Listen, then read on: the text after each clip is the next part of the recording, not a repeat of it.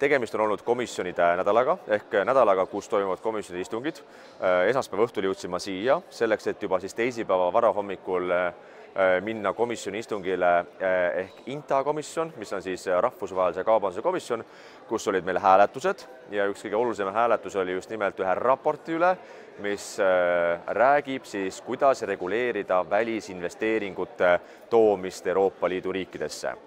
Ehk lihtkeeles öeldes, kuidas taas rohkem reguleerida, üle reguleerida, luua juurde bürokraatiat, et ikka selleks, et vaadata, et ei oleks mingisugust kuritegelikku rahapesu, mingeid finantspettuseid, aga tulemuseks loomulikult on see, et aina vähem rahvusvahelisi ettevõtjaid või kas või Euroopa ettevõtjaid tahavad investeerida Euroopas tootmisesse, arendada majandust, luua töökohti inimestele, sest see kõik on niivõrd paganama üle bürokratiseeritud.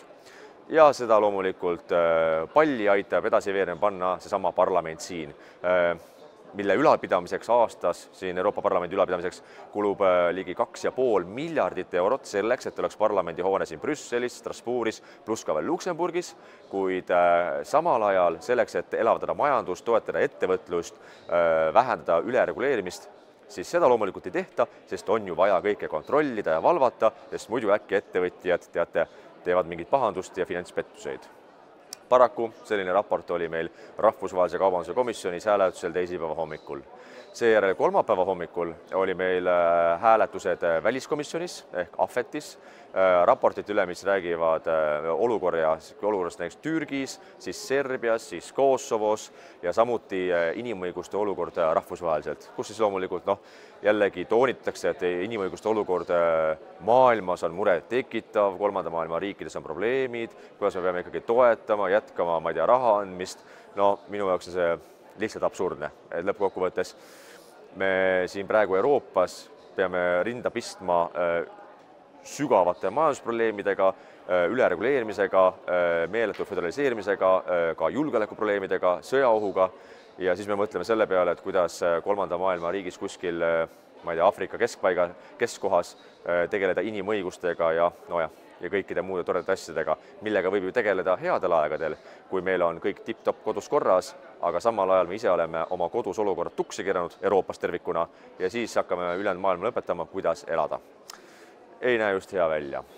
Lisaks sellele, mis on toimunud ka muidugi uudiseid nii rahvusvaheliselt kui ka sisepoliitiliselt, nimelt üleeile ehk teisipäeval oli ka Delfis uudis sellest, kuidas Euroopa noorte organisatsioon LIMEC, mis on siis ALDE ehk selle liberaalse Euroopa partei tütarorganisatsioon. Ehk ALDE on siis see üle-euroopaline partei, kust Keskerakond astus välja möödunud aasta septembris, sest me ei saa kuuluda samasse partei perekonda koos Reformierakonnaga või föderalistidega ja suurte rohepöörajatega ja siis selle emaorganisatsiooni tütarorganisatsioon on LIMEC, mis ühendab siis nende erakondade noorteühendusi. Ja ka meie erakonna noorteühendus Kesknoored olid selle liikmed alates 2003. aastast koos Reforminoortega ja sealt siis Kesknoored visati välja, kuna Reforminoored siis kaebasid Kesknoorte peale argumentidega, et väidetavalt Kesknoored esindavad Keskerakonda, mis pidevalt olema venemeelne. Lisaks oli probleem selles, et Keskerakonna saadikud Riigikogus hääletasid näiteks samasooliste abielu vastu, ehk nad on taandunud liberaalsetest euroopalikest väärtustest. Ja lisaks sellele on etteheide, et Keskerakonda esindab Euroopa Parlamendis paremäärmuslane, ehk mina. Seega, et Keskerakond enam ei esinda neid liberaaldemokraatlikke väärtusi, mille eest seisab LIMEC koos Reforminoortega. Ma ütlen ausalt, minule isiklikult tegi see uudis head meelt, sest minu meelest ei ole mõistlik kuuluda samasse organisatsiooni, kus on Reforminoored või kõik muud, vasakliberaalsed esindajad, kes räägivad meile sellest, et pigem maksame ennast surnuks, et päästa maailma kliimamuutustest, sõidame kõik elektriautodega ja samal ajal muidugi siis koobaltit kaevandame Kongos lapstööjõuga, et meie tunneksime ennast siin väga roheliselt, kui me vurame ringi väikeste Tesladega. Või inimesed, kes räägivad sellest, et rohkem võimu Brüsselile, vähem ise otsusõiguste liikmesriigis, et ilmselgelt nende inimestega ei peakski olema samas organisatsioonis, ilmselgelt. Seega, ma arvan, et oleks võinud pigem ise ennem välja astuda, aga nüüd on see lõpuks möödas, igastahes Kesknoored enam LIMEC-isse ei kuulu. aga meie loomulikult valmistume hooga kohalikeks valimisteks. Kui me vaatame reitinguid, siis eile ehk kolmapäeval avalikustati taas erakondade populaarsuse tulemused ja nädala reitingus on Keskerakond juba tugevalt 3. kohal, ka üldpositsioonis on 3. kohal.